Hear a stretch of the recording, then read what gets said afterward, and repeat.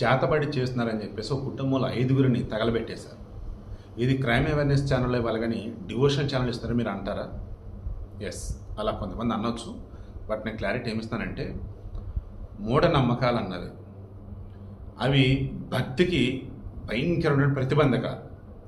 మరలా చెప్తున్నా, మూఢనమ్మకాలు అనేవి భక్తి మార్గానికి భయంకరమైన బ్యారియర్స్.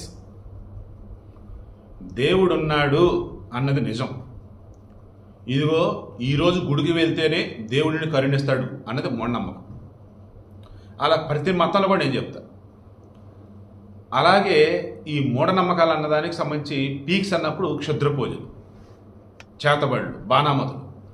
ఇప్పుడు నాకు నచ్చనటువంటి వారి మీద నేను చేతబడి చేసి బాణామతి చేసి ఆ కుటుంబాన్ని నాశనం చేస్తా అంటే ఈ సొసైటీలకు చెడ్డవాళ్ళు ఎక్కడ ఉంటారు? చేతబడిలో బాణామతులుగా లక్ష కోట్లు ఏం కావుగా. వాడు 10,000, 1,000, 2,000 అంత 10,000 తీసుకుని వాడు చేస్తాడు. ఎందుకంటే ఎంత తుస్సు కాబట్టి. పూర్ణియా జిల్లా, బీహార్, టెడ్గావ్ అని చెప్పేసి ఒక ప్రాంతం.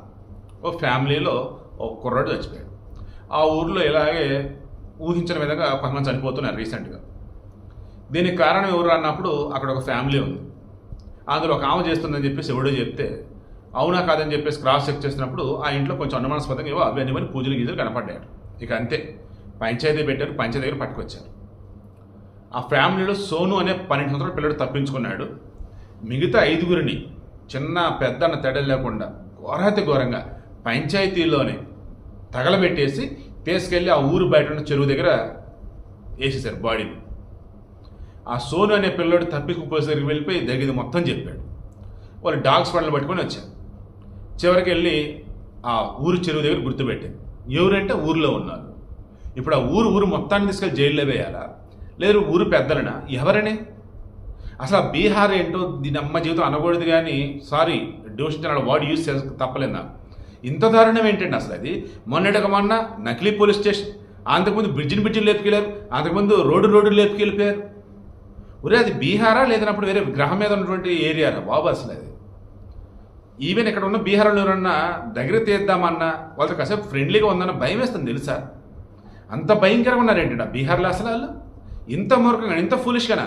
బీహార్ అంటే ఒకప్పుడు మగధ సామ్రాజ్యానికి అంటారు, మొత్తం అక్కడే అంతా అద్భుతమైనటువంటి యూనివర్సిటీలు అండ్ పెద్ద పెద్ద ఉద్దండులు, పండితులు ఉన్నటువంటి ప్రాంతం అది.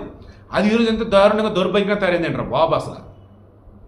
మీకు ఈ వీడియోలో ఏం ఉపయోగం అంటే, నమ్మొద్దు, మూఢనమ్మకాలు జోలికి పోవద్దు, ఈ రోజు గుడికి వెళ్తేనే, ఈ రోజు చర్చికి వెళ్తేనే, ఈ రోజు మసీదుకి వెళ్తేనే, ఫస్ట్ మైండ్ సెట్ తీసేయండి. దేవుడు అక్కడే ఉంటాడు, మీకు కుదిరినప్పుడు వెళ్ళండి. తర్వాత అది చేస్తే చేస్తారు, ఇది చేస్తే చేస్తారు, ఆ పూజ చేస్తే పోతారు, ఇది చేస్తే, అవి కూడా వదిలేయండి. ఎవరి వల్ల ఎవరు చావరు.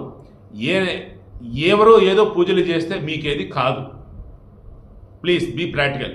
నమ్మే వాళ్ళు ఉన్నారు, ఇప్పటికి పిచ్చి పిచ్చి కామెంట్లు పెట్టే వాళ్ళు ఉన్నారు. ఎంతకుముందు కూడా వాళ్ళు కూడా పెడతారేమో, ఆ కామెంట్ పెట్టి డిలీట్ చేస్తా. ఇక మీరు పెట్టిన అనవసరం.